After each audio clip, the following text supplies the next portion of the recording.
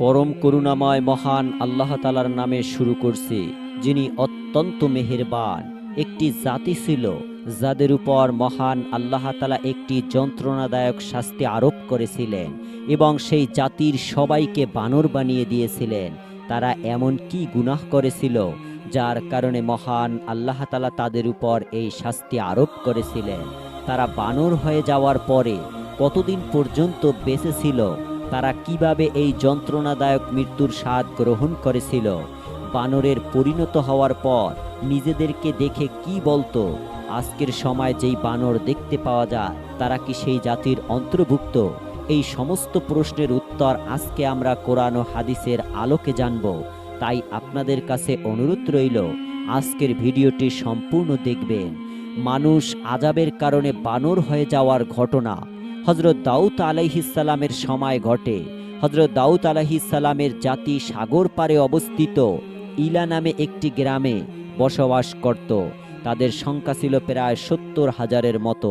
তারা অনেক সুখী জাতি ছিল। তাদের নিকট মহান আল্লাহ তাআলা প্রচুর নিয়ামত দান করেছিলেন। যেহেতু তারা সমুদ্র পাড়ে বসবাস করত, তাই মহান আল্লাহ তাআলা তাদের জন্য প্রচুর মাছের ব্যবস্থা করে দিয়েছিলেন। এই জাতির লোকেরা সমুদ্রের মাছের ব্যবসা করত এবং অনেক সুখী জীবনযাপন করত। সত্ত্বেও তারা মহান আল্লাহ তাআলার নাফরমানি করতে থাকে। তারা সবাই বিভিন্ন ধরনের গুনাহের মাঝে ডুবেছিল। মহান আল্লাহ তাআলা এই কওমদের হেদায়েতের জন্য হযরত দাউদ আলাইহিস সালামকে প্রেরণ করেন। তিনি তাদেরকে নির্দেশ দেন যেন শনিবারের দিন মৎস্য শিকার করা হারাম বলে ঘোষণা করেন। এইভাবে মহান আল্লাহ তাআলা হযরত দাউদ আলাইহিস সালামের কওমকে শনিবারে মাছ শিকার করা হারাম করেন। এখান থেকেই তাদের ধ্বংস শুরু হয়। হযরত দাউদ আলাইহিস সালাম তার কওমকে বলেন, শনিবারে মাছ শিকার করা হারাম হয়েছে। এই কথা শুনে কওমের সবাই খুব পেরেশান হয়ে যায় এবং তারা একত্রিত হয়ে বিষয়টি নিয়ে আলোচনা করতে শুরু করে।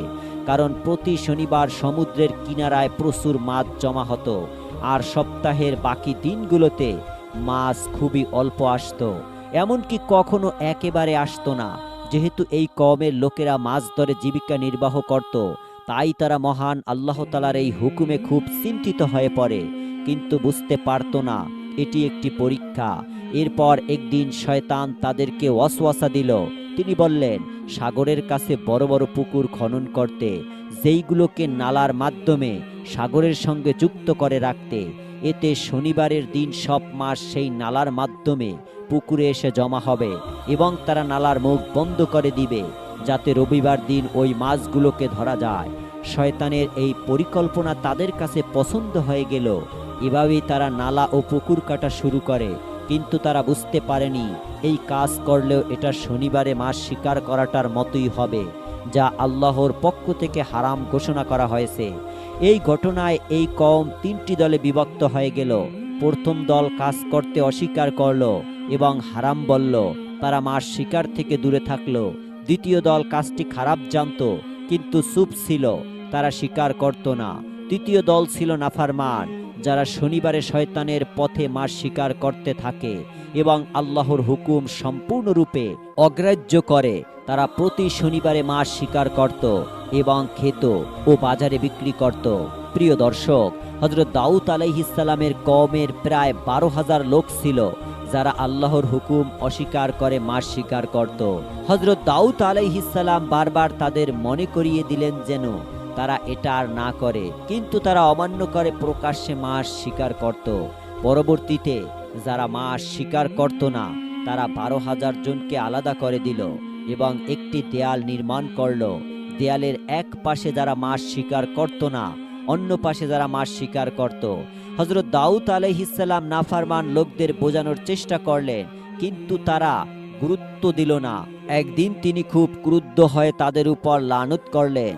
পরের দিন সেই 12,000 জন আর মাছ শিকার করতে দেখা যায়নি।